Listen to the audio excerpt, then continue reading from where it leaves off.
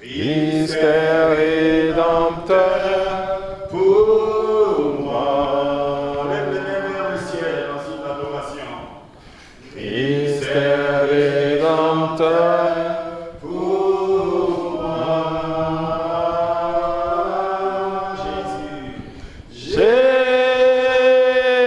Jésus. Lève les mains, balance les mains en signe d'adoration.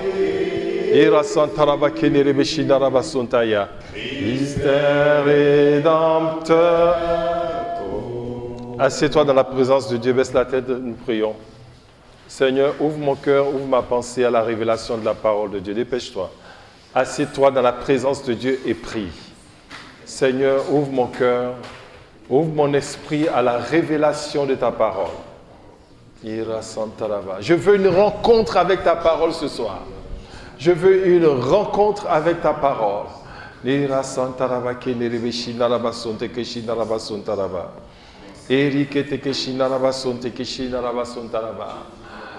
Seigneur, que ce qui n'est pas monté dans le cœur de l'homme monte dans mon cœur. Que ta pensée soit dans mon cœur, ô Dieu. Que ce que l'oreille humaine n'entend pas, que je l'entende, Seigneur. Ô Dieu, fais-moi voir ta gloire, Seigneur. Ce que les yeux humains ne peuvent voir, permet de voir cela. Te rendons toute la gloire au nom de Jésus. Amen. Acclame le Seigneur. Acclame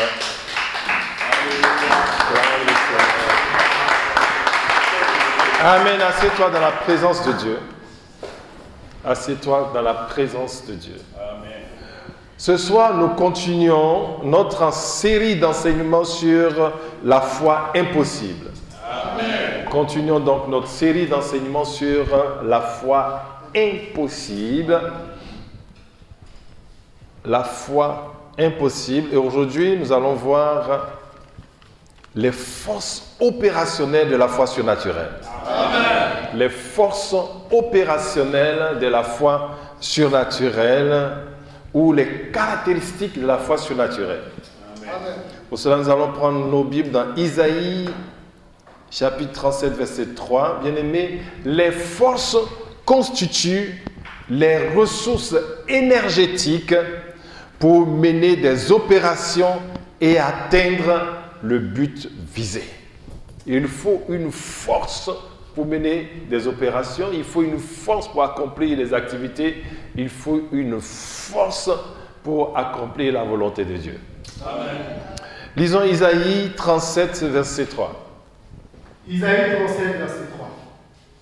Et il lui dit, ainsi parle Ézéchias, ce jour est un jour d'angoisse. Ce jour est un jour d'angoisse. De châtiment et d'opprobre. De châtiment et d'opprobre. Car les enfants sont prêts de sortir du sein maternel. Les enfants sont prêts de sortir du sein maternel. Et il n'y a point de force pour l'enfantement. Et il n'y a point de force pour l'enfantement. Alléluia. Amen. Donc ce passage montre qu'il ne suffit pas d'être enceinte.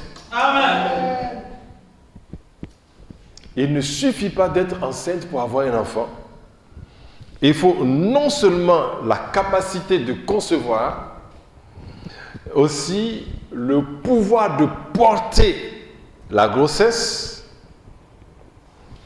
mais aussi avoir la force pour l'accouchement. C'est ça. Vous voyez, premièrement, la puissance pour concevoir, la force pour porter la grossesse, et il faut la force pour l'accouchement, parce que l'objectif n'est pas de tomber enceinte, l'objectif c'est d'avoir un bébé. Amen. Lisons Exode 23, verset 26. Exode 23, verset 26. Il n'y aura dans ton pays ni femme qui avorte, ni femme stérile. Je remplirai le nombre de tes jours. Il n'y aura dans ton pays ni femme qui avorte, reprends la lecture. Il n'y aura dans ton pays ni femme qui avorte, ni femme stérile, ni femme stérile.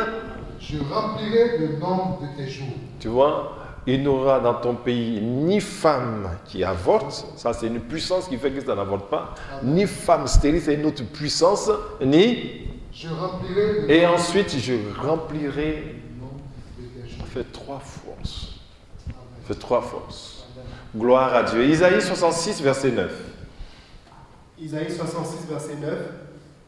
Ouvrirai-je le sein maternel pour ne pas laisser enfanter, dit l'Éternel. Moi qui fais naître, empêcherai-je d'enfanter, dit ton Dieu. Empêcherai-je d'enfanter, moi qui fais naître. Donc il y a une force qui permet d'enfanter.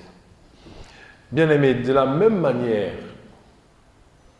qu'il ne suffit pas de tomber enceinte pour avoir un bébé, de la même manière, il ne suffit pas de croire en Dieu et connaître ses promesses, il faut les obtenir et en jouir.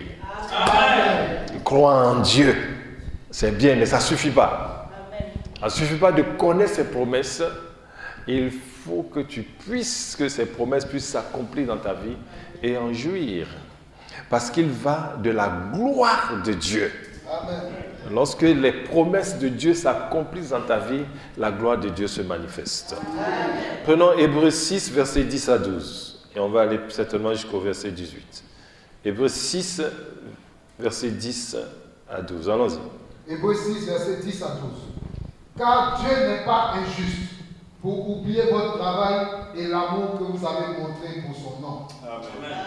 Ayant rendu et rendant encore des services aux saints, nous désirons que chacun de vous montre le même zèle pour conserver jusqu'à la fin une pleine espérance. En sorte que vous ne vous relâchiez point et que vous imitiez ceux qui par la foi et l'espérance et la persévérance, ceux qui par la foi et la persévérance héritent des promesses. Héritent des promesses, c'est-à-dire obtiennent des promesses. Amen. Continuons. Verset 13.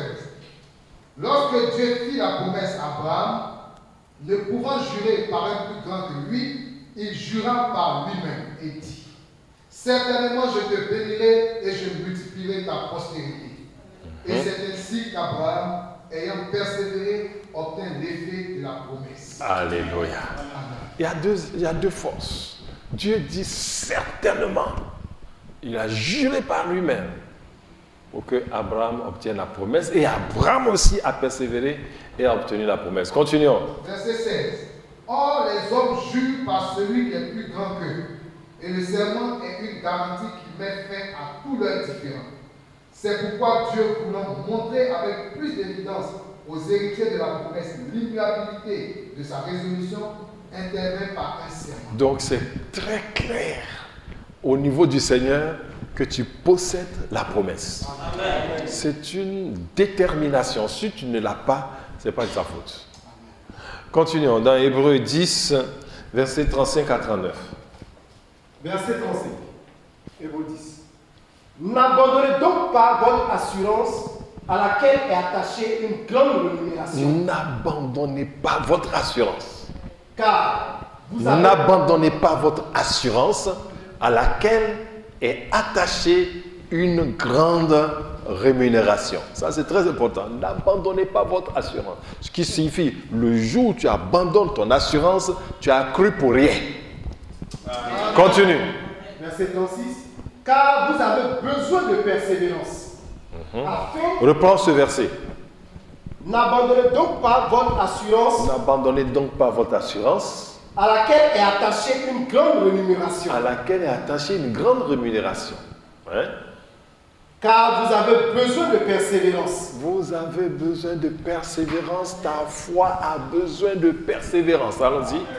Afin qu'après avoir accompli la volonté de Dieu, vous obteniez ce qui vous est promis. Alors, il ne suffit pas seulement d'accomplir la volonté de Dieu, mais il faut obtenir ce qui a été promis. Amen. Là, ta course est arrivée jusqu'au bout. Tant que tu n'as pas joui des promesses de Dieu, mon frère, tu as cru pour rien. Quoi, ça c'est de croire pour rien. Continue, si c'est pas fini.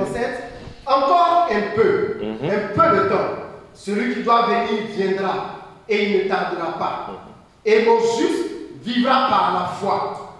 Mais s'il se retire, mon âme ne prend pas plaisir en lui. Mon juste vivra par sa foi. Alléluia. Donc des forces sont à l'œuvre depuis la conception de l'enfant jusqu'à sa naissance. Donc c'est une image donnée par le roi Ézéchias pour traduire la situation qu'il rencontre lui et son peuple. On va voir le contexte dans Isaïe 36, versets 4 à 18. Isaïe 36, versets 4 à 18. Rabshakeh leur dit, dites à Ézéchias, ainsi parle le grand roi, le roi d'Assyrie. Quelle est cette confiance sur laquelle tu t'appuies? Je te le dis, ce ne sont que des paroles en l'air. Il faut pour la guerre de la prudence et de la force. En qui donc as-tu placé ta confiance pour t'être révolté contre moi? Voici, tu l'as placé dans l'Égypte. Tu as pris pour soutien ce roseau cassé qui pénètre et perce la main de quiconque s'appuie dessus. Tel est Pharaon, roi d'Égypte, pour tous ceux qui se confient en lui. Peut-être me diras-tu, c'est en l'Éternel notre Dieu que nous nous confions. Mais n'est-ce pas lui dont Ézéchias a fait disparaître les hauts lieux et les autels en disant à Juda et à Jérusalem, vous vous prosternerez devant cet autel? Maintenant, faites une convention avec mon maître, le roi d'Assyrie, et je te donnerai 2000 chevaux, si tu peux fournir des cavaliers pour les monter. Comment repousserais-tu un seul chef dans les moindres serviteurs de mon maître? Tu mets ta confiance dans l'Égypte pour les chars et pour les cavaliers. D'ailleurs, est-ce sans la volonté de l'Éternel que je suis monté contre ce pays pour le détruire? L'Éternel m'a dit, monte contre ce pays et détruis-le. Eliakim, Shebna et Joach dit à Rabshakeh, parle à tes serviteurs en araméen, car nous ne le comprenons et ne nous parle pas en langue judaïque aux oreilles du peuple qui est sur la muraille. Rabshakeh répondit, est-ce à ton maître et à toi que mon maître m'a envoyé dire ces paroles? N'est-ce pas à ces hommes assis sur la muraille pour manger leurs excréments et pour boire leur urine avec vous? Puis Rabshakeh s'avança et cria de toute sa force en langue judaïque, écoutez les paroles du grand roi, du roi d'Assyrie. Ainsi parle le roi, qu'Ézéchias ne vous abuse point, car il ne pourra vous délivrer. Qu'Ézéchias ne vous amène point à vous confier en l'Éternel en disant, l'Éternel nous délivrera, cette ville ne sera pas livrée entre les mains du roi d'Assyrie. N'écoutez point Ézéchias, car ainsi parle le roi d'Assyrie. Faites la paix avec moi. Rendez-vous à moi et chacun de vous mangera de sa vigne et de son figuier. Et chacun boira de l'eau de sa citerne, jusqu'à ce que je vienne et que je vous emmène dans un pays comme le vôtre, dans un pays de blé et de vin, un pays de pain et de vigne. C'est bon. Amen. Bien aimé, ce passage nous montre le roi Ézéchias qui est aux prises avec une puissance étrangère. Le roi Ézéchias et son peuple voulaient servir l'Éternel lui seul, sans intervention étrangère. Mais ils en ont la volonté, mais pas la force. Ils veulent servir sans subir, servir Dieu sans subir le joug d'une puissance étrangère. Mais ils sont au milieu de peuples hostiles à Dieu, de peuples qui ne connaissent pas Dieu. Donc ils peuvent parler n'importe comment. Gloire à Dieu. Amen. Et ils veulent servir Dieu seul, mais ils n'en ont pas la force. Lisons 1 Corinthiens 2, verset 4 et 4, verset 20. 1 Corinthiens 2, verset 4. Et ma parole et ma prédication ne reposaient pas sur les discours persuasifs de la sagesse, mais sur une démonstration d'esprit et de puissance. 1 Corinthiens 4, verset 20. Car le royaume de Dieu ne consiste pas en parole, mais en puissance. Amen. Alléluia. Le royaume de Dieu ne consiste pas en parole, mais en puissance. C'est très important. Donc l'apôtre Paul nous dit ici clairement que la foi en Dieu a pour fondement la puissance de Dieu. Amen. Si ta foi n'est pas connectée à la puissance de Dieu, elle est vaine. Elle ne va jamais démontrer la gloire de Dieu. La foi en Dieu, donc, a pour fondement la puissance de Dieu. Ce qui veut dire que la puissance de Dieu est à l'œuvre dans toute expression de foi. Amen. La puissance de Dieu est à l'œuvre dans toute expression de foi. Donc si ta foi ne draine pas la puissance de Dieu, ce n'est pas une foi opérationnelle. Amen. Ce n'est pas une foi opérationnelle. Quand ta foi est opérationnelle de la puissance de Dieu, tu as une pleine assurance. Amen. Pleine assurance quand tu parles. C'est ça qu'on appelle la foi. Alors, quelles sont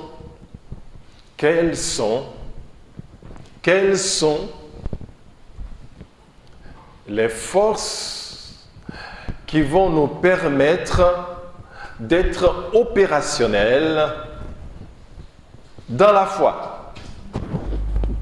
Il nous faut chercher les forces qui vont être opérationnelles lorsque nous exprimons notre foi. Amen. Gloire à Dieu. Amen. Donc, quelles sont les forces qui se déploient dans les différentes expressions de notre foi? Amen. Donc, quand tu dis « je crois en Jésus », il y a une force qui devait accompagner. Amen. Ouais. Que Dieu est vivant, il y a une force qui devait accompagner. Normalement, il y a une force et tu dois sentir la force. Amen. Et c'est ça qui te donne l'assurance. Donc, amen, dans toute expression de foi, il y a une puissance qui est déployée. Amen. Amen. Or, nous avons tous une foi différente. Comme cette femme qui avait une perte de sang depuis 12 ans. La Bible dit, lorsqu'elle a entendu parler de Jésus, elle a eu une pleine assurance. Amen. Et une pleine assurance. Et elle dit, si seulement je pouvais toucher son vêtement, je serais guéri. Amen. Pour qu'elle dise ça, c'est qu'elle a vu une force. Amen. C'est ça l'expression de la foi. Amen. Sinon ta foi n'est pas opérationnelle. Pour qu'elle dise ça, c'est qu'elle a touché à une force. Amen. Et effectivement, dès qu'elle touche le vêtement, elle se sent guérie aussitôt. Et la Bible dit, Jésus sentit qu'une force l'avait quitté. Amen. Donc quand tu as la foi, tu prends une puissance de Dieu pour opérer une œuvre. C'est exactement ça. Sinon, ce n'est pas de la foi. Sinon, ce n'est pas de la foi. Alors, donc, il nous faut connaître ces forces opérationnelles. Donc, pour simplifier notre tâche, et pour que ça soit accessible à tout le monde, sache que toute force est liée à une vertu. Amen. Toute force est liée à une vertu. Donc si tu as la vertu, tu as la force. Si tu n'as pas la vertu, tu n'as pas la force. Qu'est-ce qu'une vertu? Selon le dictionnaire simple, la vertu, c'est la qualité morale ou le pouvoir de provoquer un effet. Le pouvoir de provoquer un effet. Par exemple, les vertus de ce médicament, c'est d'être un anti-inflammatoire. La vertu de ce médicament, c'est d'être un antipyrétique. Donc, ton corps chauffe, ça enlève la température. Exactement, ce sont les vertus. Donc, vous voyez qu'il y a toujours une force. Donc, pour nous, ce n'est pas la force. Quand tu es en contact avec la vertu, la force est là. Amen. Et donc, ce qui est plus propre pour nous, qui est accessible, c'est d'abord la vertu. Amen. Parce qu'il est écrit, si nous marchons dans la chaîne, nous ne combattons pas par la chaîne. Les âmes avec lesquelles nous combattons sont puissantes par la vertu de Dieu. 2 Corinthiens 10, 3 à 5. Les âmes que nous utilisons dans notre combat sont comment? Puissantes par la vertu de Dieu. C'est ça. Puissantes par la vertu de Dieu. Alors, nous allons donc voir ces vertus qui sont comme des points d'ancrage spirituel pour la démonstration d'esprit et de puissance. Ouais. Ce sont des points d'ancrage. Points d'ancrage. Alléluia. Amen. Alors, quelles sont ces vertus? La première vertu, c'est la passion. Amen. La passion. Amen. Ensuite, la consécration. Puis le zèle. L'esprit de sacrifice. Et enfin le service. Amen. Ce soir, nous allons voir la passion. La passion. La passion dans la foi surnaturelle. La passion dans la foi surnaturelle. Définissons ce terme, passion. La passion, c'est un très grand intérêt porté à quelque chose. Un très grand intérêt porté à quelque chose. Par exemple, avoir une passion pour les livres. La passion, une passion, c'est un amour très fort. Un amour très fort. Donc, le très grand intérêt pour la cause de Dieu, le très grand intérêt pour la cause de Dieu et l'amour très fort pour Dieu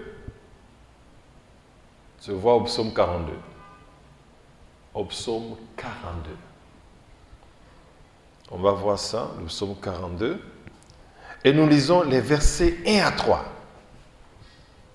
Psaume 42, versets 1 à 3. Comme une biche soupire après des courants d'eau, ainsi mon âme soupire après toi, ô Dieu. Amen. Mon âme a soif de Dieu, du Dieu vivant. Quand irai-je et paîtrai-je devant la face de Dieu? Amen. Amen. Je prends ce passage. Comme une biche soupire après des courants d'eau, ainsi mon âme soupire après toi, ô Dieu. Amen. Mon âme a soif de Dieu, du Dieu vivant. Quand irai-je et paîtrai-je devant la face de Dieu? Alléluia. Oui, c'est ça. C'est ça la passion pour Dieu. La passion est décrite comme un grand désir. Un grand désir de la présence de Dieu. Un grand désir de la présence de Dieu. C'est une chose aussi vitale qu'une biche assoiffée soupire après les courants d'eau. Une chose aussi vitale qu'une biche assoiffée soupire après des courants d'eau. Alors, ce courant d'eau caractérise un désir permanent. Amen. Un courant d'eau, c'est en permanence. Ce courant d'eau caractérise un désir permanent car il ne s'agit pas de s'abreuver et repartir. Et ensuite, lorsqu'on ressent le besoin de revenir, non. C'est d'être à proximité de ce courant d'eau pour être en permanence rafraîchi. Amen. C'est ça la passion. Quand ton désir est par à coup, ce n'est pas une passion. Amen. Ah. Ton désir est par à coup, irrégulier, ce n'est pas une passion. Ah. Et les biches qui découvrent le courant d'eau vivent toujours à côté de ce courant d'eau. C'est pour cela que ces biches se font attraper par les alligators ou par des animaux de proie. Versets 4 à 5. Versets 4 à 5. Mes larmes sont ma nourriture jour et nuit, pendant qu'on me dit sans cesse, où est ton Dieu? Je me rappelle avec effusion de cœur quand je marchais entouré de la foule et que je m'avançais à sa tête vers la maison de Dieu au milieu des cris de joie et des actions de grâce d'une multitude en fête. Amen. Donc vous voyez ici, l'âme de David est en souffrance quand il n'y a pas de connaissance de Dieu. Quand on ne connaît pas son Dieu, son âme est en souffrance. Et ça crée en lui le désir de démontrer la présence de ce Dieu-là. On amène n'a pas de foi. Alléluia. Il veut que tout le monde connaisse. Il veut démontrer la grandeur de Dieu aux yeux de tous. C'est ça la passion. Passion pour Dieu. Versets 6 à 7. Verset 6 à 7. Pourquoi t'as-tu mon âme et gémis-tu au-dedans de moi? Alléluia. Espère en Dieu, car je le louerai encore. Amen. Il est mon salut et mon Dieu. Mon âme est abattue au-dedans de moi. Aussi c'est à toi que je pense. Depuis le pays du Jourdain, depuis l'Hermon, depuis la montagne de Lycée. Amen. Amen.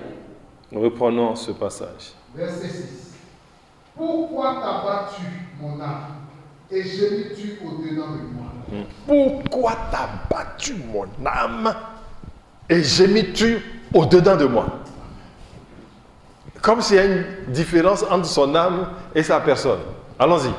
Espère en Dieu. Espère en Dieu. Car je le louerai encore. Car je le louerai encore. Ça signifie quoi? Ça signifie que l'âme de David est confrontée à une situation difficile. Difficile au point où son âme devrait tomber dans le découragement. Mais sa passion pour Dieu vient en son secours. Amen. Oui. C'est-à-dire que le découragement est incapable d'éteindre le feu de sa passion pour Dieu. Amen. Quand tu as une passion pour le chocolat, même s'il est en deuil, quand on met le chocolat dans la bouche, il ne va pas cracher. Ça change son atmosphère. Gloire à Dieu. Amen. Et chez David, c'est ça. C'est ça. Il y a la passion pour son Dieu qui est là. Et il y a la vie de tous les jours. C'est ça, c'est ce qu'il faut comprendre. Il y a la vie de tous les jours et qui vont agresser son âme. C'est-à-dire des situations qui vont t'entraîner à expérimenter des émotions très fortes. Et au point où ça pourrait le décourager complètement et s'éloigner de Dieu. Mais sa passion pour Dieu est plus forte que le découragement. Amen. L'épreuve est incapable d'éteindre le feu de sa passion. Amen. Tu as fini le passage? Il est mon salut et mon Dieu. Qu'est-ce qu'il fait? Il confesse. Amen. Il est mon salut et mon Dieu. Allons-y. Mon âme est abattue au-dedans de moi. Ah, c'est clair. Mon âme est abattue au-dedans de moi. Aussi, c'est à toi que je pense. Oui. Depuis le pays du Jourdain, depuis l'Hermon, depuis la montagne de Lycée. Amen. Son âme est abattue, mais sa pensée est sur Dieu. Amen. Gloire à Dieu. Amen. Et nous continuons avec les versets 8 à 10. Verset 8. Un flot appelle un autre flot au bruit de tes ondées. Toutes tes vagues et tous tes flots passent sur moi. Le jour, l'Éternel m'accordait sa grâce. La nuit, je chantais ses louanges. J'adressais une prière au Dieu de ma vie. Verset 10. Je dis à Dieu mon rocher, pourquoi m'oublies-tu? Pourquoi dois-je marcher dans la tristesse sous l'oppression de l'ennemi? Amen. Donc des flots d'épreuves sont venus sur David, mais il n'a pas chancelé. Amen. C'est-à-dire que la chose vient pour le tirer loin de Dieu, mais sa passion est telle qu'il court vers Dieu encore. Amen. Même si Dieu ne se manifeste pas, lui il a besoin de sa présence. Amen. C'est ça la passion. Même si Dieu ne se manifeste pas, il a besoin de sa présence. Pour lui c'est comme, c'est ça ou rien. Alléluia. Amen. Seulement ta passion devait être comme ça. Amen. Et il peut adresser des prières à Dieu. Même quand sa présence n'est pas effective, on ne sent pas sa présence. Comme beaucoup, lorsqu'ils sont ainsi abattus, son âme est abattue parce que l'épreuve est réelle. Mais il a encore des prières pour le Seigneur. Amen. Pour le louer encore. Alléluia. Amen. Versets 11 à 12. Versets 11 à 12. Mes os se brisent quand mes persécuteurs m'outragent, en me disant sans cesse, où est ton Dieu? Pourquoi t'abats-tu mon âme et gémis-tu au-dedans de moi? Espère en Dieu, car je le louerai encore. Il est mon salut et mon Dieu. Amen. Gloire à Dieu. Amen. Vous voyez, ici, David fait quoi? Il résiste au découragement. Amen. Alléluia. Il résiste au découragement et aux outrages des ennemis de Dieu. Il garde la foi. Amen. Gloire à Dieu. Amen. Voyez-vous, l'une des caractéristiques de la passion, c'est la joie. Amen. Il ne peut pas avoir une passion sans joie. Amen. Et sans plaisir. Il fait de l'Éternel sa joie. C'est même David. Je louerai l'Éternel, je ferai de toi l'objet de ma joie. Amen. Il fait de Dieu le sujet de sa joie. Le sujet de sa joie. Alléluia. Amen. Gloire à Dieu. Amen. Donc, on ne peut pas parler de passion là où il n'y a pas de joie. Ah. On va dire que tu es passionné, que Dieu sait que tu te réjouis en Dieu. Amen. Si tu te réjouis en Dieu, c'est que ta joie est intarissable. Amen. Ouais, parce que lui, il est toujours présent. Alléluia, gloire à Dieu. 2 Corinthiens 9, verset 7. 2 Corinthiens 9, verset 7. Que chacun donne comme il a résolu en son cœur, sans tristesse ni contrainte, car Dieu aime celui qui donne avec joie. Alléluia. Donc, celui qui donne avec joie, donne avec amour. Et celui qui est passionné de Dieu, trouve de la joie dans tout ce qui concerne Dieu. Voilà, c'est ça. Celui qui est passionné de Dieu, qu'est-ce qu'il fait? Il trouve de la joie dans ce qui concerne Dieu. Ce qui veut dire, lorsqu'on est en train d'annoncer la parole de Dieu, il saute de joie. Amen. En principe. En principe. Parce qu'on dit, on va faire la parole de Dieu. Il n'a même pas encore entendu le contenu, il s'est déjà réjoui parce que lui, c'est la parole de Dieu. Amen. Et quand il entend le contenu, alors, une force rentre en lui. Amen. Mais si tu as quelque chose à chercher ce soir, c'est la passion pour Dieu. Amen. Ah, parce que si tu n'as pas cette passion, tu vas être tiède. Ah, c'est très clair. Et ta vie, c'est comme ça, qui fait des hauts et des bas. Alléluia, gloire à Dieu. Amen. Allons-y, psaume 122, verset 1. Psaume 122, verset 1. Je suis dans la joie quand on me dit, allons à la maison de l'Éternel. Es-tu venu dans la joie, sachant qu'il y a aujourd'hui adoration et enseignement? Si c'était vrai, à 17h, 16h, on t'aurait vu ici. Puisque c'est une passion. Mais c'est quand l'enseignement a démarré pendant longtemps qu'on te voit. Ça signifie que ça, ce n'est pas une passion. Aussi clair que ça. Quand on est passionné de quelque chose, quand on voit la chose, tu es là. Amen. Je suis dans la joie quand on me dit allons dans la maison du Seigneur. Donc, une telle personne va-t-elle être en retard ou à l'heure? Ou en avance? En avance. Voilà. C'est ça. Donc, examine-toi. Gloire à Dieu. Amen. Oh, il est bon d'être passionné pour lui. Psaume 65, verset 4. Psaume 65, verset 4. Les iniquités macabres, tu pardonneras nos transgressions. Continue. Verset 5. Heureux celui que tu choisis et que tu admets en ta présence. Voilà. Pour qu'il habite dans tes parvis, nous nous rassasierons du bonheur de ta maison, de la sainteté de ton temple. Alléluia. Amen. Psaume 84, verset 2 et verset 10.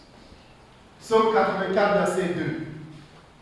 Que tes demeures sont aimables, Éternel des armées. Attends, on devait entendre. Wow. Amen. Mais ça, c'est un amen qui n'a pas de passion. Un amen qui ne dit pas la vérité. Quoi? Que tes demeures sont aimables. Aimables. Que tes demeures sont aimables, Éternel des armées. Amen. Continue. Verset 10. Toi qui es notre bouclier, vois, ô Dieu, et regarde la face de ton coin. Amen. Toi, verset 10. Donc, quand vous cherchez les versets, regardez les versets qui vont en concordance avec ce qui est en train d'être dit. C'est le verset 11. Allons-y, voilà. Mieux vaut un jour dans tes parvis que 1000 ailleurs. Voilà. Amen. Ça, c'est un amen qui est en train de chercher à vivre sur le verset. Allons-y, allons-y. Je préfère me tenir sur le seuil de la maison de mon Dieu. Non, vous n'avez, ça, c'est un amen qui n'a pas de sens. Allons-y. Plutôt que d'habiter sous les tentes de la méchanceté. Voilà, là, c'est là maintenant qu'on devait dire amen. Il dit, il préfère être au seuil de la maison de l'Éternel. C'est-à-dire qu'il n'est pas rentré encore dans une maison, alors d'autres habitent dans des palais. S'il a un choix à faire, c'est de rester dans les escaliers de la maison de Dieu que de dormir dans les châteaux confortables des gens. C'est ce que ça veut dire. Mais ça, c'est un amen qui a quel sens? Voilà. Ce n'est pas de la magie. C'est une question de choix. Il y a une question de choix. Voilà. Ce qui veut dire que lorsque tu montes, puisque nous sommes au 3e, lorsque tu arrives dans les escaliers du 3e, tu commences à danser. Amen. En principe. Alors, mais comment tu vois lorsque tu arrives essoufflé, traînant les pas?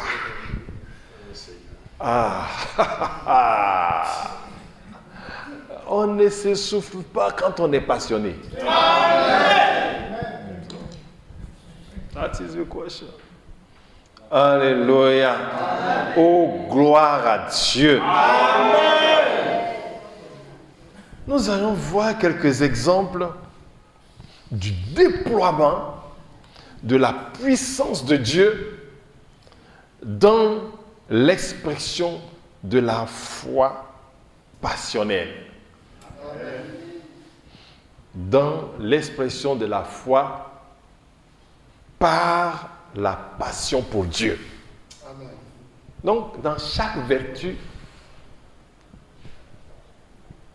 que tu exprimes, que ta foi exprime, il y a une puissance qui se déploie. Amen. C'est ce que ça veut dire. Donc, nous allons voir la foi passionnelle. Quel type de puissance cette foi déploie? Pareil, la foi dans la consécration, ça va déployer un autre type de puissance. La foi dans le sacrifice, ça va être un type de puissance, etc. Mais si on cite tous ces 5-là que tu es nulle part, examine ce qu'on a vu au début, la foi a effet 0. Non. Pour cela, nous allons prendre donc 1 Samuel 17, versets 20 à 30. Toujours le même David qui a écrit le psaume 40, et c'est lui encore qui va nous en faire la démonstration. 1 Samuel 17, versets 20 à 30. 1 Samuel 17, versets 20 à 30. David se leva de bon matin. Il laissa les brebis à un gardien, prit sa charge et partit comme Isaïe le lui avait ordonné. Lorsqu'il arriva au camp, l'armée était en marche pour se ranger en bataille et poussait des cris de guerre. Israël et les Philistins se formaient en bataille, armée contre armée. David remit les objets qu'il portait entre les mains du gardien des bagages et courut vers les rangs de l'armée. Aussitôt arrivé, il demanda à ses frères comment ils se portaient.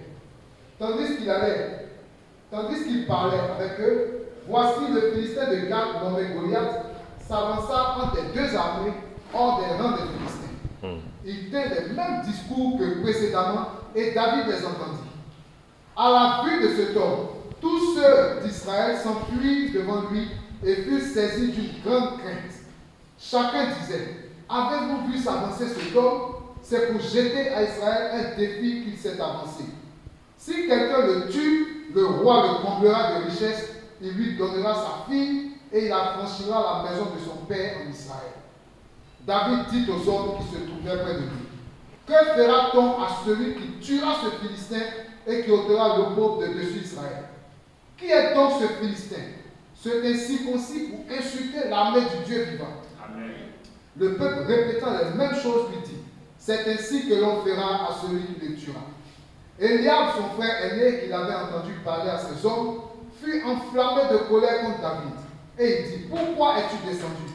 Et à qui as-tu laissé ce peu de brebis dans le désert? Je connais ton orgueil et la malice de ton cœur. C'est pour voir la bataille que tu es descendu. David répondit, qu'ai-je donc fait? Ne puis-je pas parler ainsi? Et il se détourna de lui pour s'adresser à un autre et fit les mêmes questions. Le peuple lui répondit comme la première fois. Amen. Amen. Très bien.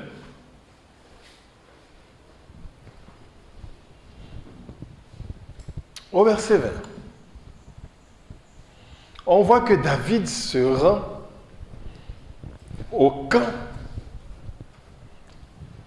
d'Israël sur le champ de bataille. Alléluia. Amen. Et lorsqu'il arrive, il entend des cris de guerre et il court. Premièrement, remarquons que David est inapte à l'armée. Il est inapte, c'est-à-dire il n'est pas qualifié à aller à l'armée. On n'a même pas recruté. Voilà, il est inapte. Donc, s'il est inapte, il est complètement incompétent pour parler dans cette affaire. Amen. Et cependant, il a plus d'assurance et d'autorité, plus que tous. C'est ça la question. Il est inapte. Il n'est pas sélectionné. Et on lui a dit simplement d'envoyer la nourriture à ses frères. Dès qu'il arrive, il entend des cris de guerre. Lorsqu'il s'avance, depuis 40 jours, Goliath sort et lance un défi. Et lorsque David entend cela, son langage est tout à fait différent des autres. Amen. Quelqu'un qui est inapte, incompétent, comment peut-il avoir autant d'assurance et d'autorité? D'où lui viennent cette assurance et cette autorité? Amen. Amen. C'est la question. Oh, gloire à Dieu. Amen. Eh bien, cette assurance et cette autorité vient de sa passion pour Dieu. Amen. Ça, c'est le premier cadeau. Tu es passionné, tu vas avoir l'assurance et de l'autorité. Verset 22. Au verset 22, on voit que c'est avec joie qu'il court vers le champ de bataille. Amen. Il court. David remit les objets qu'il portait entre les mains du gardien des bagages et courut vers les rangs de l'armée. Il a entendu les cris de guerre. En principe, quand tu entends les cris de guerre, c'est que c'est la bataille, c'est l'affrontement. Quelqu'un qui est peureux et craintif, bon, je dis si tu es normal même. Tu n'es pas un homme de guerre, tu dois reculer, te cacher. Amen. Tu vas dire, ah, quand ils vont venir, je vais aller voir Eliab et les autres. Alléluia. Amen. Mais il confie les bagages et il court. Ce qui veut dire que c'est avec joie. Amen. Donc il court vers le champ de bataille malgré les cris de guerre effrayants. De plus, il prend plaisir à demander des nouvelles à ses frères. Non seulement les gens sont en train de crier, ils ne s'occupent pas de ça. Eliab, ça va? Et tel frère, ses 3 frères. Shammah, comment ça va? Il prend plaisir à parler avec ses frères. Au verset 26. Voici ce que David dit. David dit, lorsqu'il a entendu aux hommes qui se trouvaient près de lui, que fera-t-on à celui qui tuera ce Philistin? Que fera-t-on à celui qui tuera ce Philistin et qui ôtera l'opprobre de dessus Israël? Je te signale que c'est sa passion qui parle. Amen. Ne pas dire non, comme David a tué des lions, c'est pour ça jamais c'est sa passion. Amen. La vertu d'abord avant la force. Amen. C'est ça la foi. La vertu d'abord avant la force. Et qui ôtera l'opprobre de dessus Israël. Qui est donc ce Philistin? C'est un circoncis pour insulter l'armée du Dieu vivant. Donc déjà, il voit le camp d'Israël comme étant l'armée du Dieu vivant. Amen. On va différemment. Et ça, c'est quoi? C'est sa passion. C'est sa passion. Quand tu es passionné d'un paysage, au moment où les gens, d'autres voient la laideur, cette laideur pour toi n'est qu'une bonne beauté, une variante de la beauté. Amen. C'est ça, c'est sa passion qui parle. Bien aimé, la passion pour Dieu paye toujours. Amen. Elle paye toujours. Elle est avantageuse. Donc, pour lui, ce défi lancé par Goliath à Israël est une injure à l'armée du Dieu vivant. Il ne dit pas à l'armée, il dit du Dieu vivant. Amen. Du Dieu vivant. Et il appelle Goliath un incirconcis, c'est-à-dire il le traite selon la révélation de la parole de Dieu. Amen. C'est sa foi qui opère. Il traite Goliath selon la révélation de la parole de Dieu. Donc, il voit les gens comme Dieu les voit. Amen. Pas parce qu'il a les yeux de Dieu, mais parce que ce que dit la parole devient sa vision. Amen. Gloire à Dieu. Donc, la foi de David est activée par sa passion pour Dieu. Il est passionné pour Dieu quand il arrive sur le champ de bataille et quand il voit ce Goliath devant qui tout le monde fuit, sa passion est plus grande que Goliath. Amen. Ta passion doit dépasser ta taille, ta force, ton apparence. Si ça ne peut pas dépasser ta taille, ton apparence, tu n'as pas de passion. Amen. Gloire à Dieu. Disons Hébreux 11, verset 1 à 6. Hébreux 11, verset 1 à 6. Verset 1 et le verset 6. Verset 1. Or, la foi est une ferme assurance des choses qu'on espère, une démonstration de celles qu'on ne voit pas. Voilà, c'est dans ça que David se trouve. Et il dit, il voit déjà la récompense. Il démontre. Il est passé déjà à la récompense. Il démontre, il a une pleine assurance. Une pleine assurance. Ce n'est pas Dieu qui lui parle. C'est sa passion, sa foi, sa passion qui fait parler sa foi autrement. Donc tel que tu parles, c'est ton peu de passion. Le fait que tu n'as pas de détermination, tu n'as pas d'assurance dans ta prière. Verset 6. Verset 6. Or, sans la foi, il est impossible de lui être agréable. Il est impossible d'être agréable à Dieu sans la foi. Car il faut que celui qui s'approche de Dieu croit que Dieu existe et qu'il est le rémunérateur de ceux qui le cherchent. Il est le rémunérateur. C'est ça, il dit. Quelle est la récompense qu'on va donner à celui qui va tuer cet incirconcis? Il voit déjà la récompense, il saisit la promesse. Si dans ta foi, il n'y a pas au bout la promesse, c'est une foi vaine. Amen. Beaucoup de chrétiens qui sont dans des foi vaines. La foi doit être axée sur les promesses de Dieu. Allons-y, versets 28 à 30. Versets 28 à 30.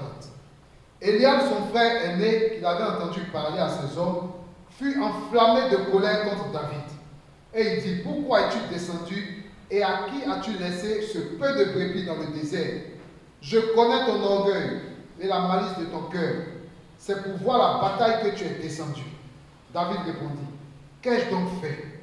Ne puis-je pas parler ainsi? Et il se détourna de lui pour s'adresser à un autre et fit les mêmes questions. Le peuple lui répondit comme la première fois. Amen. Gloire à Dieu. Amen. En si peu de temps, David, inapte à l'armée, a pris le contrôle du camp. Amen. Un petit bout d'homme qui n'a rien. En si peu de temps, c'est ce qu'il dit qui court dans le camp. Amen. Donc quand tu as la passion pour Dieu, ton langage est un langage de foi et c'est une parole d'autorité et qui a de l'impact.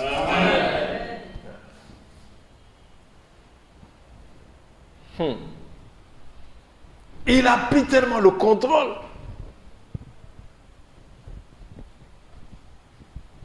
Et son aîné va réagir.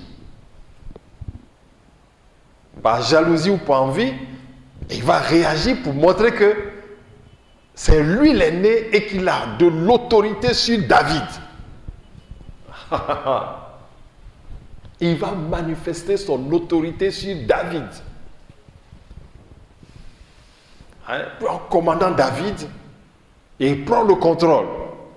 Alléluia. Amen. Mais la passion de David pour Dieu est plus forte que les méchancetés de son frère. Amen. Et il dit un seul mot. N'ai-je pas le droit de parler ainsi? Il se détourne de lui. Alléluia. Amen. Pourquoi? Sa passion. Il ne va pas se laisser distraire. Amen. Alléluia. Gloire à Dieu. Amen. Gloire à Dieu. Verset 31 à 39. Verset 31 à 39. Lorsqu'on eut entendu les paroles prononcées par David, on les répéta devant Saül qui le fit chercher. David dit à Saül, que personne ne se décourage à cause de ce Philistin. Ton serviteur ira se battre avec lui. Saül dit à David, tu ne peux pas aller te battre avec ce Philistin car tu es un enfant. Et il est un homme de guerre dès sa jeunesse. David dit à Saül, ton serviteur faisait paître les brebis de son père. Et quand un lion ou un ours venait en enlever une du troupeau, je courais après lui, je le frappais et j'arrachais la brebis de sa queue. S'il se dressait contre moi, je le saisissais par la gorge, je le frappais et je le tuais. C'est ainsi que ton serviteur a terrassé le lion et l'ours, et il en sera du Philistin de cet incirconcis comme l'un d'eux, car il a insulté l'armée du Dieu vivant. David dit encore, l'Éternel qui m'a délivré de la griffe du lion et de la patte de l'ours me délivrera aussi de la main de ce Philistin. Et Saül dit à David, va et que l'Éternel soit avec toi. Amen. Saül fit mettre ses vêtements à David. Verset combien? Verset 38. Saül fit mettre ses vêtements à David il plaça sur sa tête un casque d'airain et le revêtit d'une cuirasse. Verset 39. David ceignit l'épée de Saül par-dessus ses habits et voulut marcher car il n'avait pas encore essayé. Mais il dit à Saül, je ne puis pas marcher avec cette armure, je n'y suis pas accoutumé, et il s'en débarrassa. Amen. Amen. Gloire à Dieu, oh gloire à Dieu. Amen. Votre amen n'a pas de foi, manque de passion. Amen a manque de passion et de chaleur. Oh gloire à Dieu. Amen. Que Dieu suscite des foi passionnelles. Amen. Dans son peuple. Amen. Car ce Dieu-là, c'est avec une telle foi qu'on doit l'adorer. Amen. Si ta foi n'arrive pas à ce niveau, bien-aimé, ton adoration ne vaut absolument rien devant ce Dieu tout-puissant qui t'a livré son Fils. Très vite, les paroles de David, comme un torrent, comme un flot de torrent, a pris le contrôle du camp. Amen. Comment les paroles d'un jeune homme qui est inapte à l'armée prend ainsi le contrôle? Pourquoi toi, tes paroles ne prennent pas le contrôle dans la situation que tu vis et que tu traverses? Tu n'as que des paroles de découragement pour toi-même. Parce que tu n'as pas de passion pour Dieu. C'est ça. Cette foi sans la passion, elle n'a pas de force. Comme un flot, ça a pris tout le contrôle du camp. Et on ne parle que de ça, au point où les paroles sont parvenues devant le dominateur. Amen. Ah oui. Amen. Si David a pu se détourner de l'autorité de famille qui voulait prendre son contrôle, va-t-il prendre autorité sur le dominateur du camp d'Israël? Gloire à Dieu. Verset 32. Que personne ne se décourage à cause du Philistin. Amen. Dès qu'il arrive devant Saül, il ne laisse même pas Saül parler. Et il prend le contrôle. Amen. Mon Dieu. Hein? Pourquoi tu laisses la situation parler 1000 mots contre toi?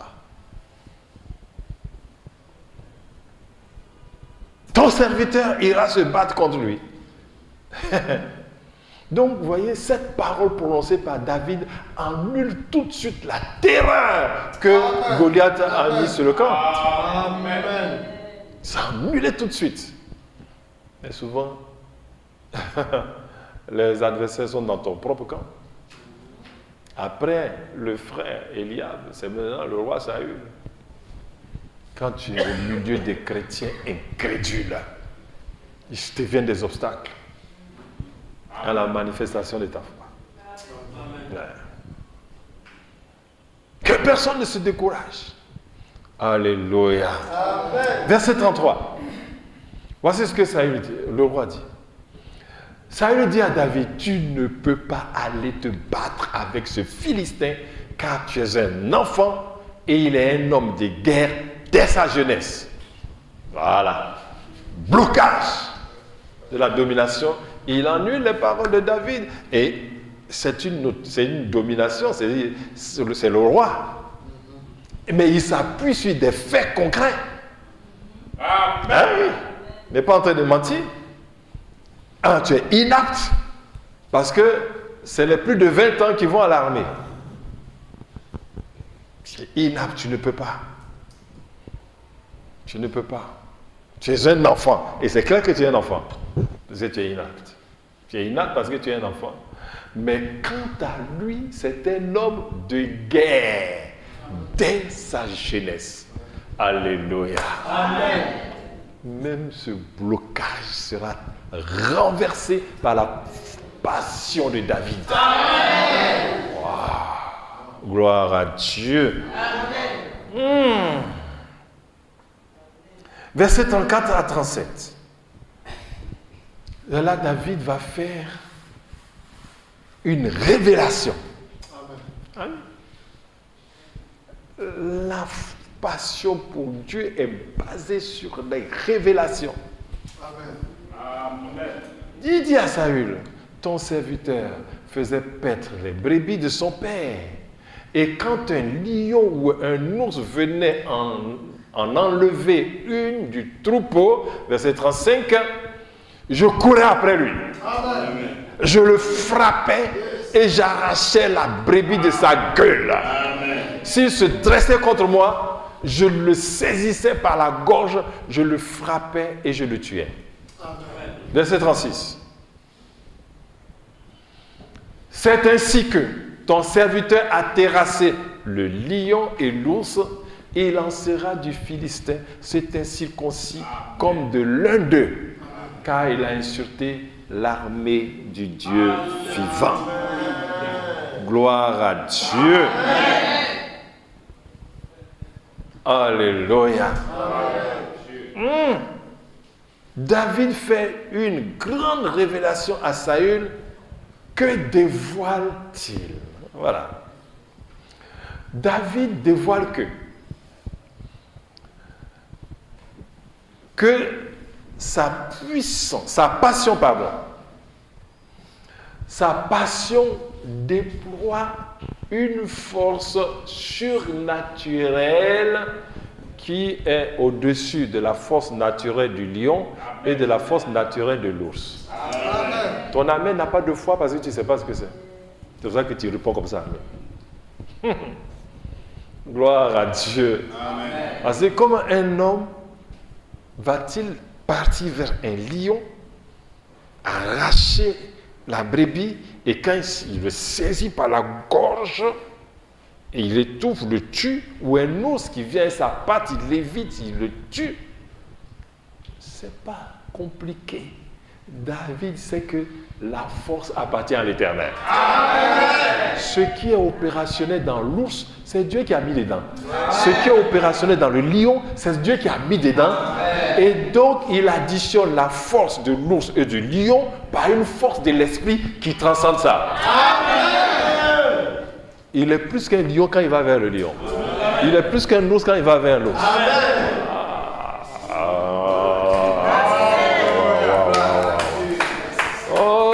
Y a-t-il des passionnés pour Dieu? Y a-t-il des passionnés pour Dieu pour acclamer le Seigneur? Oh!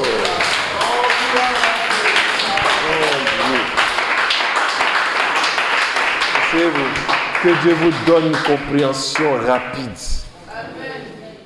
Donc David a la pleine conviction que la force est à l'Éternel.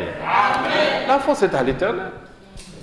C'est Dieu qui a donné la force au crocodile, qui a donné la force à l'autruche, tous à l'hippopotame. Il a fait le cours avec Job. Et David sait que toutes ces forces-là viennent de Dieu. Et ce sont des forces naturelles. La force du lion est une force naturelle. La force du loup est une force naturelle. Mais Dieu lui met une force surnaturelle. Amen. Et cette force surnaturelle, ça assujettit les forces naturelles. Ça dit, cette force-là, quand il va vers le lion, la force du lion est sous ses pieds. Amen. La force de l'ours est sous ses pieds. Amen. Donc c'est des chiffons qui l'attrapent.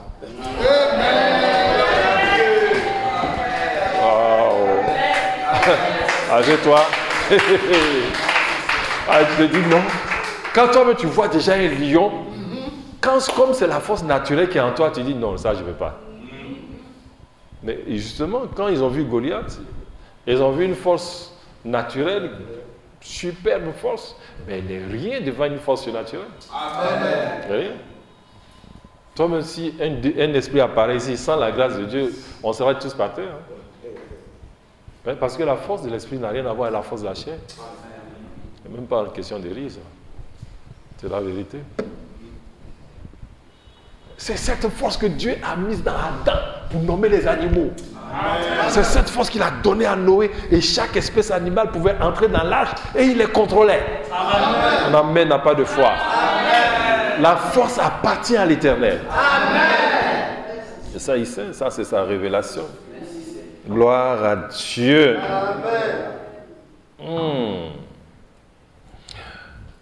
Allons-y, lisons les passages. Psaume 34, verset 11. D'abord, Genèse 49, versets 8 à 9. Genèse 49, verset 8 à 9. Judas, tu recevras les hommages de tes frères. Ta main sera sur la nuque de tes ennemis. Les fils de ton père se prosterneront devant toi. Judas est un jeune lion. Oh, ton amen n'a pas de foi. Judas est un jeune lion. Et David représente le lion de la tribu de Juda. Donc la force du lion est déjà sous son contrôle. Et comme toi, tu n'es pas dans la passion de David, tu cherches à sentir. Il n'y a rien à sentir, cher ami. Ce que tu sens là, c'est ton naturel. C'est ta passion qui te fait aller dans le surnaturel. Amen. Ce soir, je veux aller dans le surnaturel. Amen.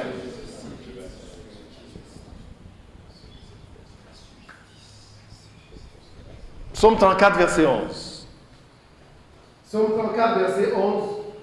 Les lionceaux éprouvent la disette et la faim. Alléluia. Mais ceux qui cherchent l'Éternel ne sont privés d'aucun bien. La force appartient à l'Éternel. Un lion ne peut pas se confier en l'Éternel. Donc si moi je me confie en l'Éternel, la force du lion est assujettie. Amen. Assujettie. Assujettie. Et ça, c'est la puissance de Dieu, ça. La foi qui s'assujettit tout. Proverbe 28, verset 1. Proverbe 28, verset 1. Le méchant prend la fuite sans qu'on le poursuive. Le juste a de l'assurance comme un jeune lion. Amen. Le juste a de l'assurance comme un jeune lion. Tu as vu? Il a de l'assurance comme un jeune lion. L'assurance qui est en lui là. C'est Dieu qui a donné de l'assurance au lion. C'est même Dieu peut te donner de l'assurance plus que l'assurance du lion. Parce que quand le lion vient t'attaquer, c'est avec assurance. Et si Dieu lui enlève l'assurance là, le lion va fuir. La force appartient à l'Éternel. La force appartient à l'Éternel. Maintenant, quand tu sais que la force appartient à l'Éternel, quel que soit l'adversaire qui vient vers toi, si Dieu te donne la force, il est assujetti. Amen. C'est la foi seule. Oh, gloire à Dieu. Amen. Donc, lorsque David fait ce témoignage de vérité, Saül capitule. Amen. Saül capitule. La prochaine phrase, il dit, va, mon fils. Alléluia. Amen. Donc, tu vois, sa passion. Il est convaincant à cause de sa passion parce que le roi Saül n'a pas cherché à vérifier. Amen. À cause de l'assurance. Et il sait que ça avait une force qu'il est en train de parler. Il voit déjà la force. Amen. Alléluia. Amen. Revenons au verset 37. Verset 37. Et Saül dit à David, va. Il dit quoi? Va et que l'Éternel soit avec toi. Amen. Donc ce témoignage a donné de la foi à Saül. Amen. Parce que Saül a vu la puissance de Dieu dans la vie de cet enfant. Amen. La puissance de Dieu. Ton langage ne peut même pas donner de la foi à ceux qui sont autour de toi. C'est quel genre de foi qui t'habite? Combien les Ivoiriens ont besoin en ce moment, et depuis la crise, ont besoin d'assurance. Mais est-ce que ces Ivoiriens trouvent l'assurance parmi les chrétiens qui sont en Côte d'Ivoire? Est-ce que ta foi donne la paix, donne de l'assurance et l'espérance à ceux qui sont autour de toi? Et lorsqu'on regarde les chrétiens, on devait être en paix. Amen. Mais ils sont les plus inquiets. Que cette foi à l'envers disparaisse au nom de Jésus. Va. Et que ton Dieu, en qui tu crois, soit avec toi.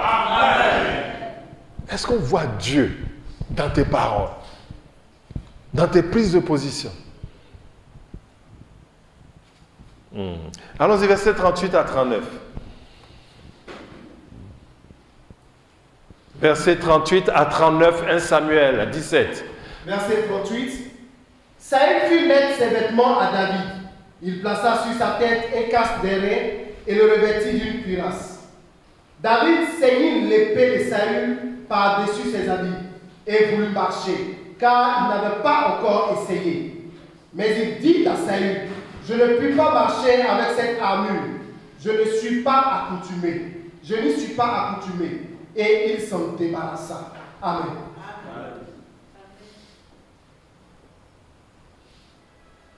Gloire à Dieu. Amen.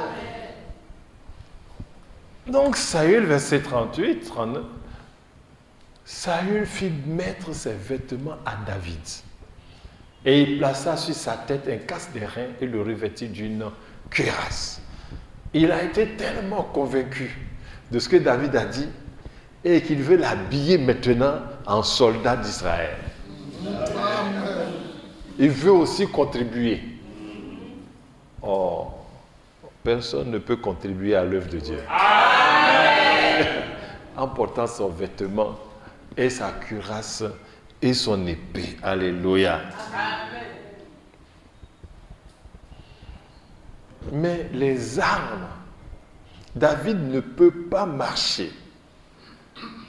Parce qu'il ne combat pas avec les armes charnelles, mais avec les armes de l'Esprit de Dieu. Amen. Car la force et la puissance sont à l'Éternel. Amen. David combat avec les forces de l'Esprit et non des forces charnelles. Amen. On va voir que la force est du domaine de l'Esprit. Et Dieu merci, nous sommes dans le week-end de Pentecôte. Amen. C'est le Dieu de la puissance, le Saint-Esprit. Allons-y, Isaïe 11, verset 1 à 2. Isaïe 11, verset 1 à 2. Puis un rameau sortira du tronc d'Isaïe, et un rejeton naîtra de ses racines. L'Esprit de l'Éternel reposera sur lui. Tu entends? L'Esprit de l'Éternel reposera sur lui. Allons-y. Esprit de sagesse et d'intelligence. Esprit de sagesse et d'intelligence, ça c'est une autre vertu qui peut déployer ça. Allons-y.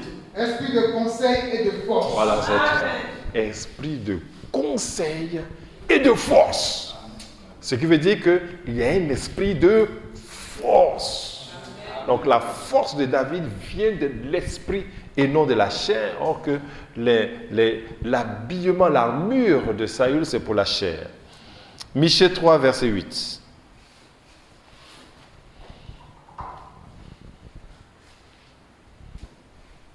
Michée 3, verset 8.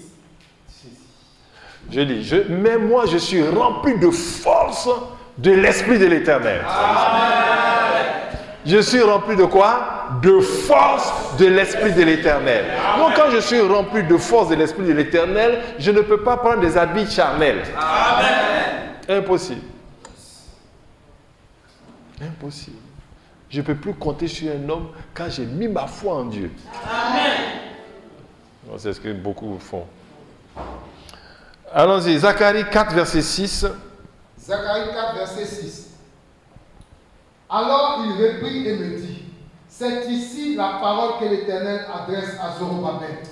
Ce n'est ni par la puissance, ni par la force, mais c'est par mon esprit, dit l'Éternel des armées. Amen. Donc l'esprit, la force de l'esprit dépasse la force naturelle, dépasse toutes les puissances. C'est pour ça qu'il dit, c'est pas mon esprit. Pour ne pas que tu dises autre chose. On n'utilise même pas l'esprit, la force pour l'esprit. Il dit simplement, c'est pas mon esprit. C'est que l'esprit est au-dessus de toute la force, de toutes les forces qui existent dans le monde. Amen. Et dans l'univers. Amen. Acte 10, verset 38. Acte 10, 38. Vous savez comment Dieu a oué du Saint-Esprit et de force Jésus de Nazareth, qui allait de lieu en lieu, faisant du bien et guérissant tous ceux qui étaient sous l'empire du diable, car Dieu était avec lui. Donc, tu vois, c'est avec la force de Dieu que Jésus faisait les miracles. Amen. D'esprit et de force. Gloire à Dieu. Amen. C'est ce que la parole dit aussi, je pense, c'est dans Timothée, on peut le chercher. Car ce n'est pas un esprit de timidité que Dieu nous a donné, mais un esprit de force. Un esprit de force et d'amour. Un esprit de force, ce n'est pas un esprit de timidité que Dieu nous a donné. Gloire à Dieu. L'apôtre Paul parle des âmes puissantes de Dieu dans 2 Corinthiens 10, 3 à 5. 2 Corinthiens 10, 3 à 5. Si nous marchons dans la chair, nous ne combattons pas selon la chair. Car les armes avec lesquelles nous combattons ne sont pas charnelles, mais elles sont puissantes par la vertu de Dieu pour renverser des forteresses. Amen. 2 Corinthiens 10, verset 3. Si nous marchons dans la chair, nous ne combattons pas selon la chair. Et il a vu David marcher dans la chair et il a vu que c'est un enfant. Et donc il lui donne son armure. Mais David opère dans une autre dimension. Amen. Ouais. Si nous marchons par la chair, nous ne combattons pas selon la chair. Mais les armes que nous utilisons dans notre combat, allons-y, je veux la référence. Continue.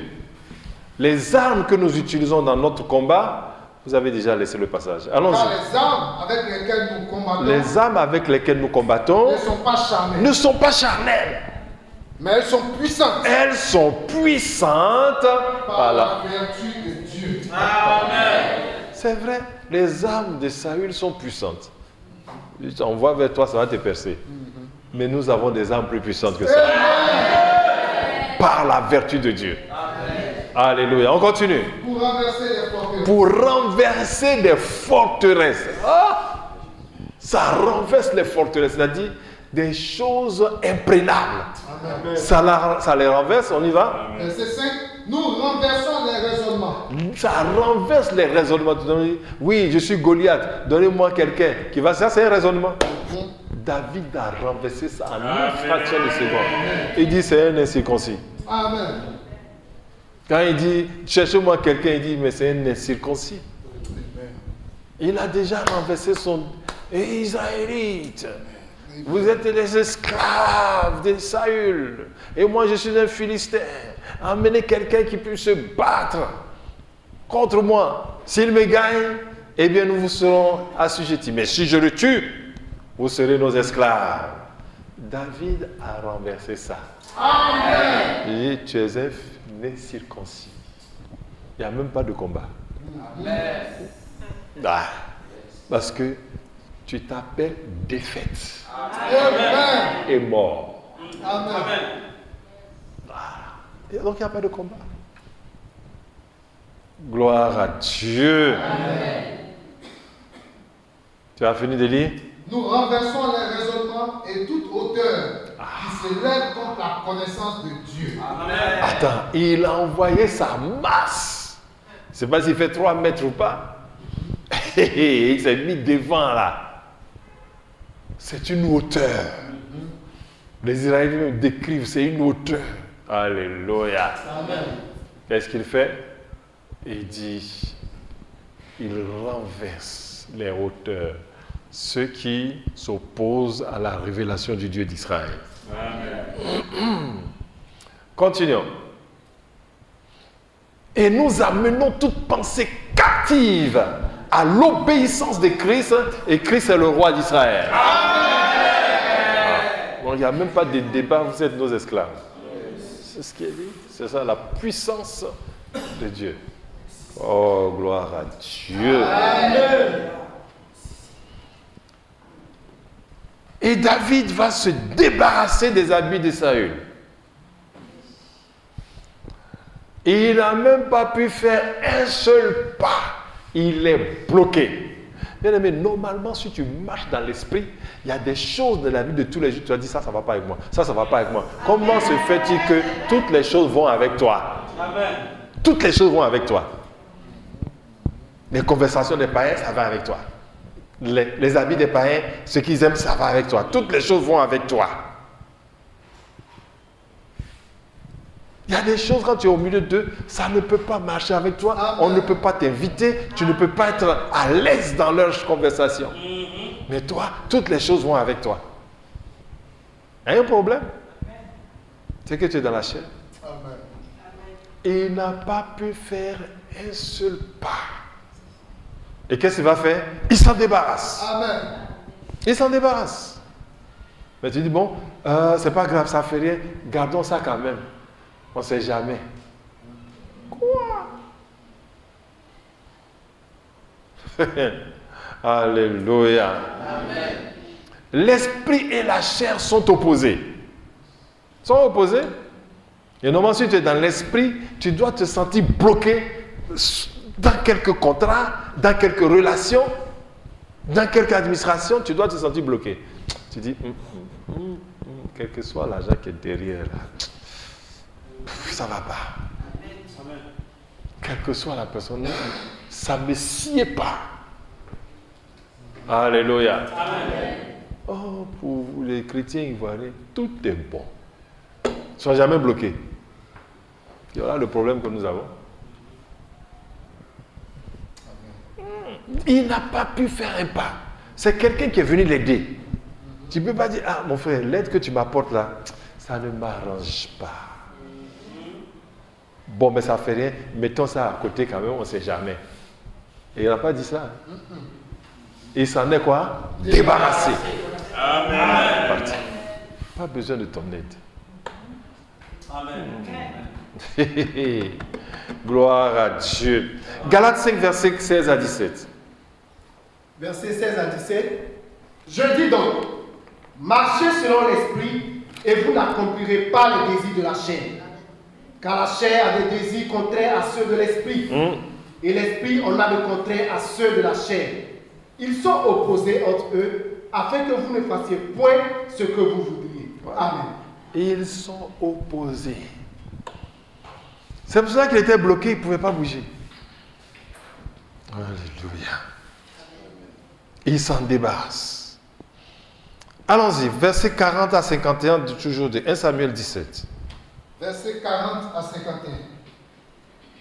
Il prit en main son bâton, choisit dans le torrent 5 pierres polies et les mit dans sa gibecière de berger et dans sa poche. Puis sa fronde à la main, il s'avança contre le Philistin. Le Philistin s'approcha peu à peu de David et l'homme qui portait son bouclier marchait devant lui. Le Philistin regarda et lorsqu'il aperçut David, il le méprisa, ne voyant en lui qu'un enfant blond et d'une belle figure. Le Philistin dit à David, suis-je un chien pour que tu viennes à moi avec des bâtons? Et après l'avoir maudit par ses dieux, il ajouta, viens vers moi et je donnerai ta chair aux oiseaux du ciel et aux bêtes des champs. David dit aux Philistins, tu marches contre moi avec l'épée, la lance et le javelot. Et moi je marche contre toi au nom de l'Éternel des armées. Amen. Dieu de l'armée d'Israël que tu as insulté. Amen. Aujourd'hui l'Éternel te livrera entre mes mains. Je t'abattrai et je te couperai la tête. Aujourd'hui je donnerai les cadavres du camp des Philistins aux oiseaux du ciel et aux champs de la terre. Amen. Et aux animaux de la terre. Pardon.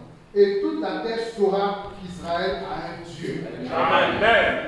Et toute cette multitude saura que ce n'est ni par l'épée, ni par la lance que l'Éternel sauve. Amen. Car la victoire appartient à l'Éternel. Amen. Et il vous livre entre nos mains. Amen. Aussitôt que les Philistins se mit en mouvement pour marcher au devant de David, David... C'est bon.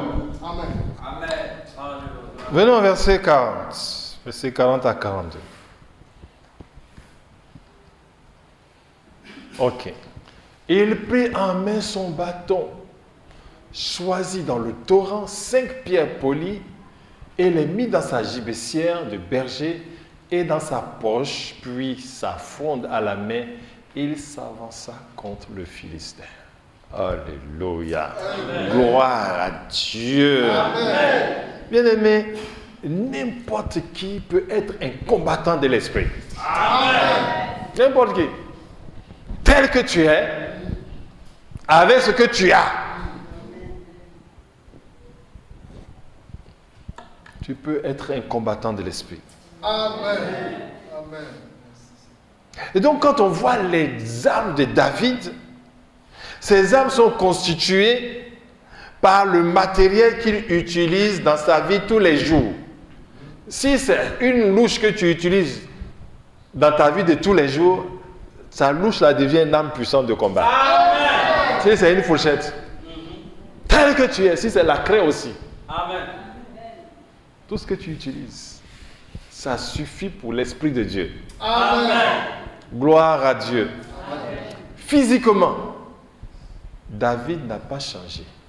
En partant vers Goliath, il n'a pas augmenté de taille. Il n'a pas augmenté de taille. Il n'a ni changé en taille ni en volume. Son visage aussi n'a pas changé.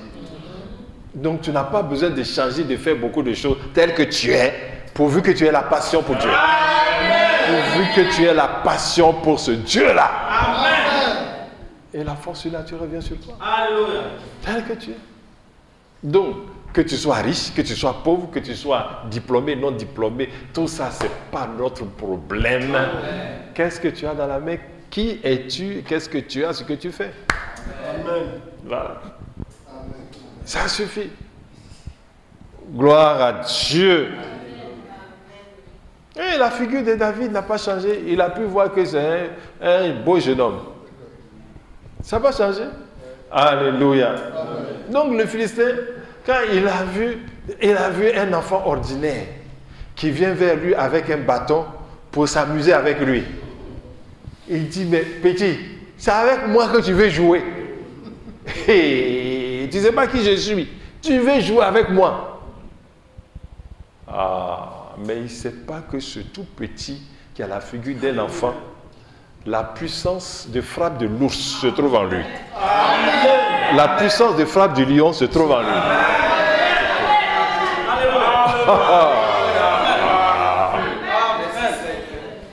Et tout ce qu'il a en main sont plus terribles que toutes les armes de guerre. Amen. Plus que son javelot, amen, plus que son bouclier. Oh, c'est un grand Dieu.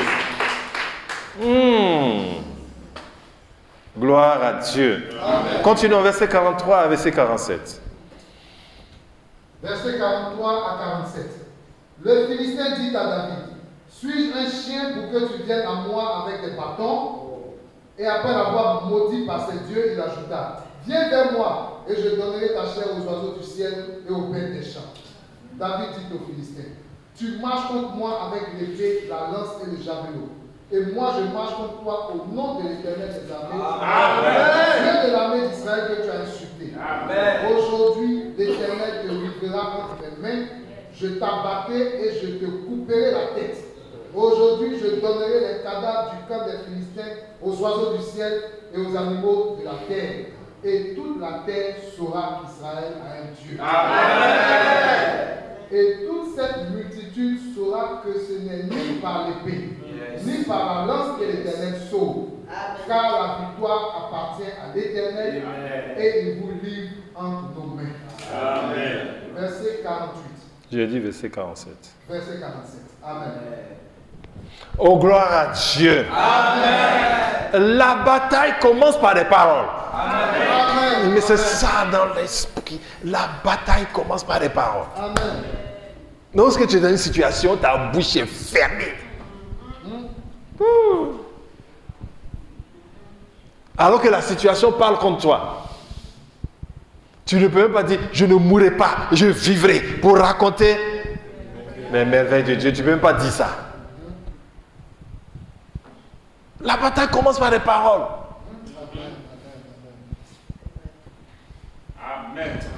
Amen.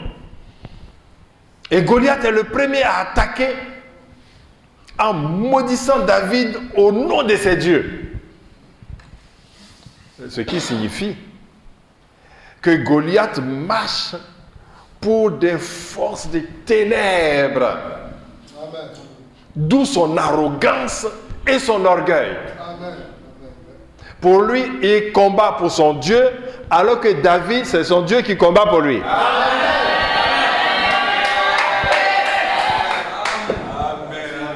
Il n'avait que maudit est parti. Yes. Gloire à Dieu. Mais son Dieu n'est pas un Dieu. Pas un Dieu. Oh, David adore le Dieu vivant. Amen. Donc il a maudit David seulement au nom de son Dieu, mais tout ce qu'il va dire là, ce sont ses propres paroles. Son Dieu ne peut pas parler. Amen. Gloire à Dieu. Amen. Vous voyez, les paroles de David sont plus puissantes. Amen. Et il en a plus. Et les paroles de David sur son Dieu sont plus fortes que celles de Goliath. Goliath, lui, ne parle de ses propres paroles et David parle des paroles de son Dieu. 1. Le Dieu de David a un nom. Amen. Éternel. 2. Le Dieu de David a un royaume. 3. Le Dieu de David a une armée. Amen. De plus, le Dieu de David est un Dieu vivant qui livre. Amen. Toi, tu veux tuer David pour livrer à ton Dieu. Oh, David, son Dieu va vous prendre pour livrer à David. C'est ça qu'il est un Dieu vivant. Il est le Dieu suprême. Il est celui qui donne la victoire. Verset 46. Il est celui qui donne la victoire. Vous voyez, David sanctifie le nom de Dieu. J'ai dit verset 46. David sanctifie le nom de Dieu devant ce Philistin. Aujourd'hui, l'Éternel te livrera entre mes mains. Il ne dit pas, je vais te prendre. Il dit, viens, je vais te tuer et je vais te donner ta chair aux oiseaux du ciel. Ça, c'est lui qui dit ça. Mais lui, il dit, l'Éternel te livrera entre mes mains. Amen. Et je t'abattrai, je te couperai la tête. Aujourd'hui, je donnerai les cadavres du camp des Philistins aux oiseaux du ciel et aux animaux de la terre.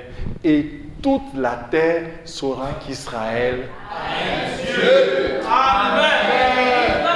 Toute la terre saura que le vrai Dieu, le seul Dieu, habite en Israël. Amen. Jusqu'à aujourd'hui. Amen.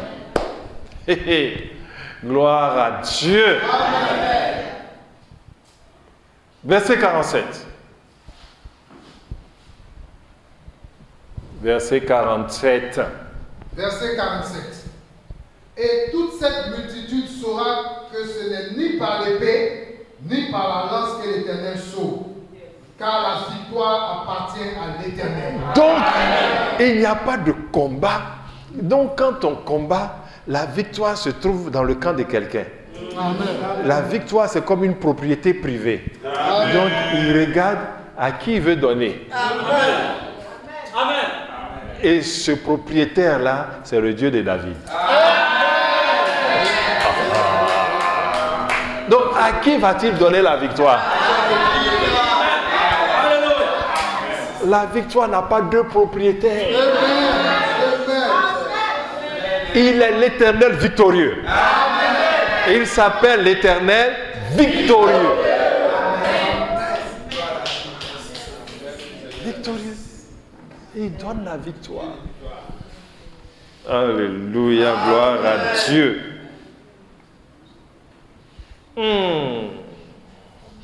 Vous voyez, c'est ce qui est important. Les paroles de David sont des paroles passionnelles. Est-ce qu'il y a de la passion dans tes paroles pour ton Dieu? Y a-t-il de la passion dans tes paroles pour ton Dieu? Voilà la question. Il est le seul dans tout le camp à prononcer des paroles fortes au nom de son Dieu. Peu importe, même si on le détruit, il est prêt à mourir. Mais ses paroles sont là. Et Amen. Sa passion est toujours là. Amen. Mais Dieu qui est fidèle ne peut pas le laisser détruire. Amen. Gloire à Dieu. Amen. Donc, ces paroles puissantes, ces paroles fortes l'ont accompagné jusque sur le champ de bataille. Les mêmes paroles qu'il a prononcées lorsqu'il a entendu Goliath parler, il n'a pas changé de parole devant les Israélites, il n'a pas changé de parole devant son frère Eliab, il n'a pas changé de parole devant Saül, il n'a pas changé de parole devant Goliath. Amen. Pourquoi tes paroles sont changeantes? Changeantes. En tempo. Un tempo en force. Tantôt, c'est une voix mélancolique de malheureux.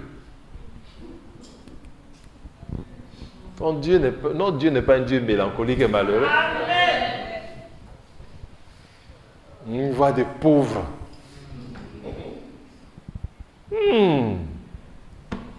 Gloire à Dieu. Amen. Sache que la taille de David n'a pas changé. Son volume n'a pas augmenté. Il n'a pas eu plus autre chose que sa gibecière.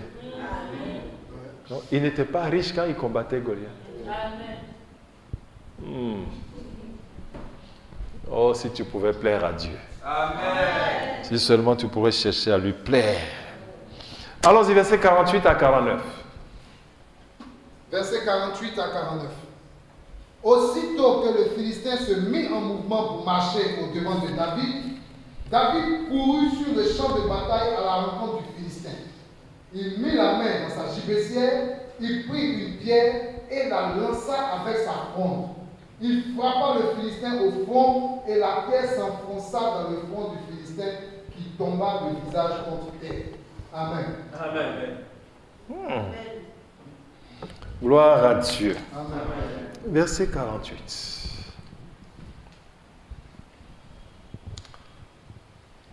Les paroles de David ont fait démarrer Goliath. Ça l'a excité. Alléluia. Et il a fait un mouvement pour aller vers David. Alléluia. Gloire à Dieu. Amen. Et dès qu'il a fait un mouvement vers David, la Bible dit, David courut aussitôt. C'est comme si c'est le Philistin qui a donné le top départ. Quand il a fait ça, ça veut dire, partez. Amen. Il n'était que celui qui tirait, qui devait donner le top départ. Et David est celui qui courait. Oh là là, gloire à Dieu, tu vas comprendre. Alléluia, gloire à Dieu. Donc, lorsque le Philistin, il bouge, il marche pour aller vers David, et il a donné le top départ, David est emporté par une puissance. Parce qu'il est impossible de courir et de mettre sa main dans la gibecière pour prendre un caillou et de faire tout ça pour lancer, c'est impossible. C'est-à-dire que les mouvements humains de David sont en retard par rapport à la puissance du Saint-Esprit.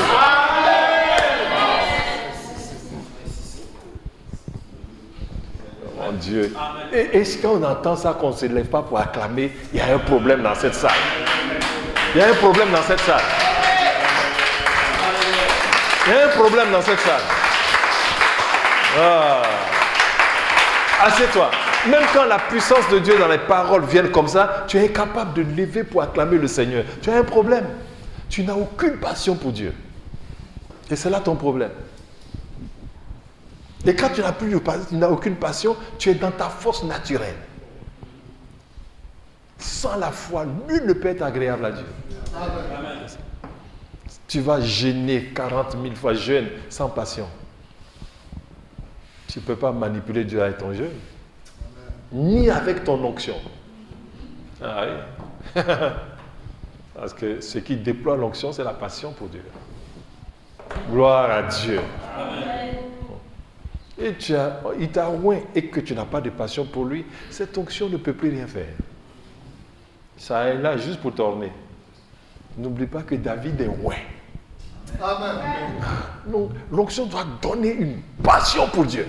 Amen. Gloire à Dieu. Amen. Donc, dès qu'il a fait son mouvement dans la chair pour marcher gaillardement vers David, le Saint-Esprit a poussé David. Mais bien aimé, tu vois, le Saint-Esprit là qui vient sur nous, ce n'est pas l'esprit des comiens. C'est-à-dire l'esprit des féticheurs. Que quand il vient sur toi là, tu ne peux plus te contrôler. Il a soulevé David, mais David a le temps de prendre une pierre. David a le temps de faire quoi? De prendre sa fronde. Alléluia. Bien aimé, tu sais ce qui s'est passé? Le Saint-Esprit l'a soulevé pour aller vers lui. Oh, oh. Il a pris David et est parti vers lui. Et David était installé dans un fauteuil tranquille. Yes. Il a le temps de prendre. Il a fait sa lance. C'est ça la force surnaturelle. Ça ne te secoue pas, ça te rend confortable. J'ai jamais vu une puissance comme ça. Amen. Ça t'emporte. David ne peut pas courir. Ça l'emporte. Et en même temps, si c'était les forces des ténèbres, là, ça allait le faire tomber. Parce que David, pendant qu'il va chercher à prendre tant, là, il est par terre. Il va se relever pour courir, il serait blessé. Mais cette force-là, elle est puissante. La force du Saint-Esprit, elle est puissante et confortable. Oh mon Dieu. Voilà, Dieu, voilà. Elle est puissante et confortable. Ça, c'est le Dieu glorieux. Alléluia, gloire à Dieu. Alléluia.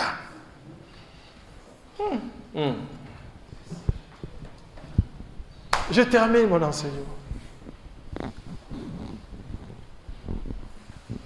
Alléluia. En conclusion, que pouvons-nous retenir?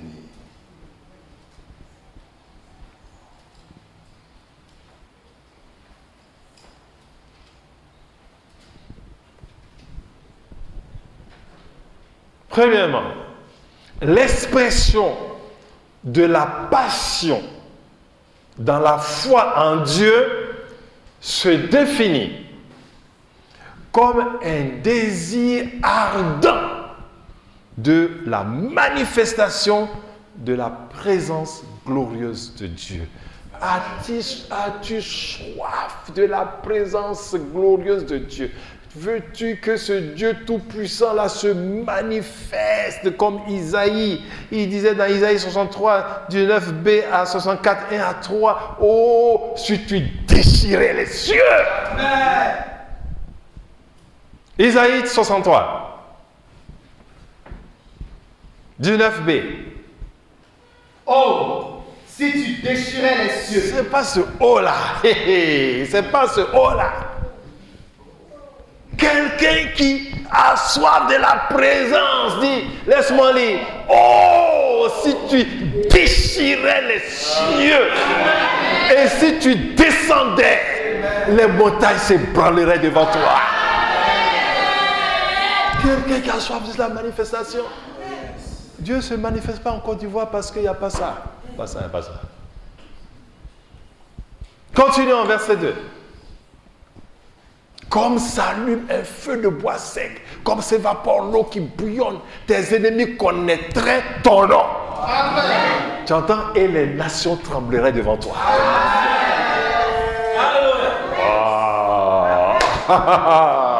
Allons-y, verset suivant.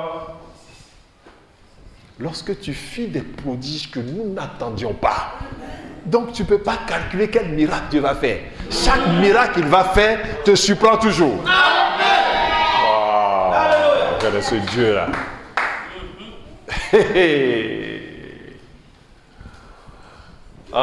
Verset 4, on continue. Jamais on n'a appris, ni entendu dire, et jamais l'œil n'a vu qu'un autre Dieu que toi fit de telles choses pour ceux qui se confient en lui. Amen. Oh, dans l'amen n'a pas de foi. Tiens-toi debout, commence à remercier le Seigneur. Lève-toi debout et remercie le Seigneur. Bénis son nom. Ce Dieu glorieux. Ce Dieu tout-puissant. As-tu de la passion pour lui? As-tu de la passion? Ton cœur est-il brûlant pour lui? Ton cœur est-il brûlant? Comme Jérémie pouvait dire, ta parole est dans moi comme un feu, comme un feu. Kaya sakamara sonte keshina. Ma rekaya kona rabasoke yamasia. Sheria makoya. Puis, glorifie ce nom-là, sanctifie son nom, comme son serviteur David l'a fait. Sanctifie son nom aujourd'hui. Aujourd'hui, on a besoin des passionnés de Dieu pour sanctifier le nom de Dieu dans cette nation et dans les autres nations. Peux-tu sanctifier son nom?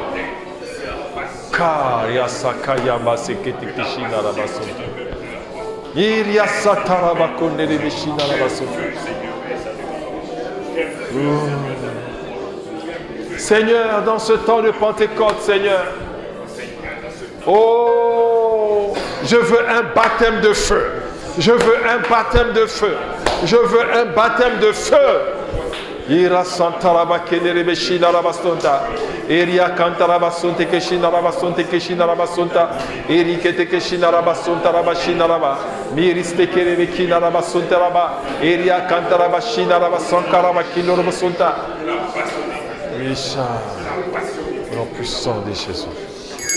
Assieds-toi. Assieds-toi dans la présence de Dieu au moment où nous allons faire cet appel. Bien-aimé, si tu es ici, tu es un chrétien, tu n'as pas de passion pour Dieu, tu es un homme mort. Chrétien sans la passion.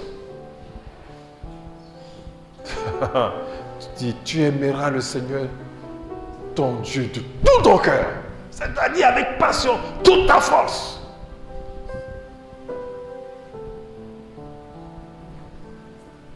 Et c'est un temps de commémoration de la Pentecôte.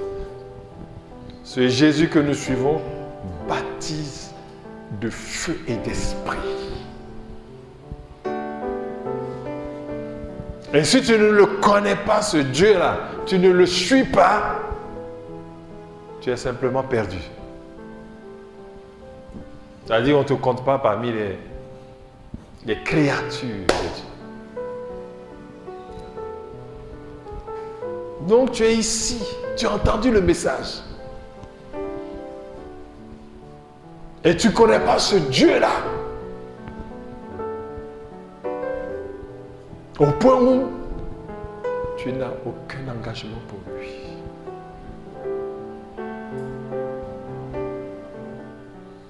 Et pourtant, ton âme est abattue au-dedans de toi. Tu es rempli de problèmes, de découragement. Aujourd'hui, veux-tu le connaître? Partout où tu es. Que tu sois en direct. Et que tu entends notre voix. Et que tu veux connaître ce Dieu tout-puissant. Là où tu es. Tiens-toi debout. Et qu'il te voie. Et toi qui es ici aussi.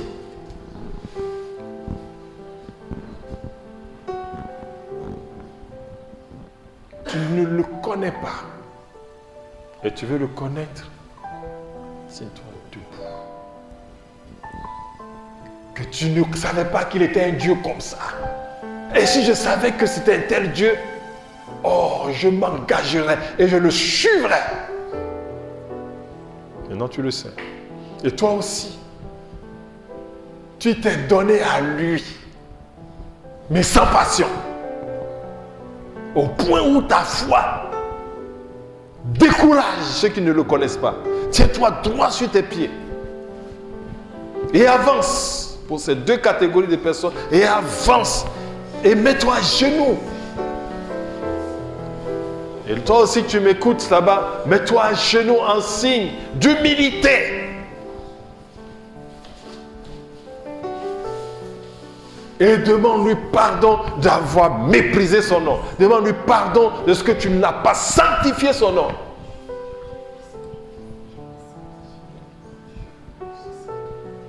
Par un feu ardent de ta passion. Seigneur, je te demande pardon. Parce que tu es un Dieu fidèle. Tu es le seul vrai Dieu. Prie.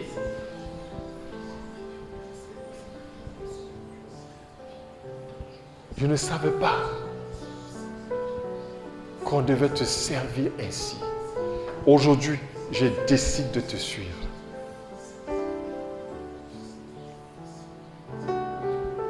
Seigneur, pardonne-moi mes péchés. Je me suis égaré, mais aujourd'hui, je m'engage avec toi. Viens dans ma vie, Seigneur Jésus, et fais de moi une nouvelle création. Je reconnais, je confesse que tu es le Dieu fidèle et que sur la base de ma confession, tu as fait de moi une nouvelle création. Je confesse et je déclare que les choses anciennes sont passées et toutes choses sont devenues nouvelles. Merci Seigneur. Toi aussi qui n'as jamais manifesté de zèle, de passion pour Dieu en étant chrétien, tu pries, Seigneur, je me répands de ma tiédeur. Je me répands de ma tiédeur.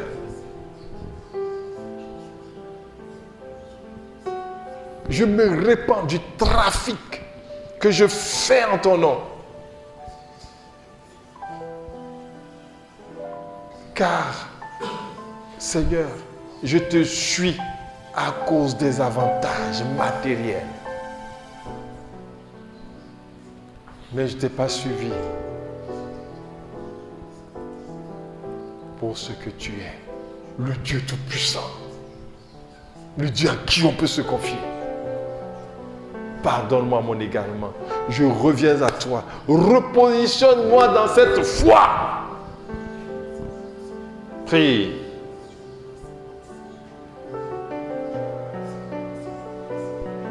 Sanctifie-moi, afin que je puisse te sanctifier par une foi passionnelle pour ton nom.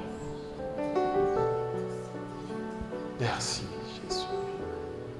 Prie, que tout le monde prie. En ce temps de Pentecôte, Seigneur, baptise-moi d'un feu. Un feu de ta passion, un feu de ta passion, un feu dans mon cœur pour toi, un feu de passion pour toi. Oh Dieu, j'ai soif de toi, j'ai soif de ta présence.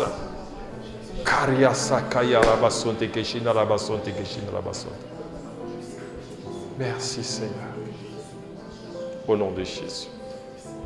Amen. Garde le silence. Nous voulons te rendre grâce, nous voulons te dire merci pour la puissance de ta parole. Seigneur, cette parole qui vient d'entrer dans tes bien-aimés qui se sont repentis et qui veulent faire une nouvelle marche avec toi, qu'elle se transforme en feu. Au nom de Jésus, feu de ton amour, que le feu de ton amour brûle en eux. Que la seule chose qu'ils désirent, c'est ta présence, afin de manifester ta gloire. Je prie que toute mauvaise semence, tout ivraie que l'ennemi a semé en eux, soit asséché par le sang de Jésus. Je prie que cette parole entendue grandisse. Grandisse, Seigneur, dans un amour passionnel pour toi. Et dans ce temps de Pentecôte, renouvelle leur baptême pour ceux qui ont besoin de renouvellement et baptise de feu ceux qui ont besoin d'être baptisés. Merci parce que tu le fais au nom de Jésus. Amen. Tiens-toi debout. et remercie le Seigneur. Tiens-toi debout, remercie le Seigneur. Va à ta place. Vous avez été édifié par ce message? Vous voulez de plus amples informations? N'hésitez surtout pas à nous contacter au numéro suivant 02 02 10 17 08 35 27 38. Shalom et que Dieu vous bénisse.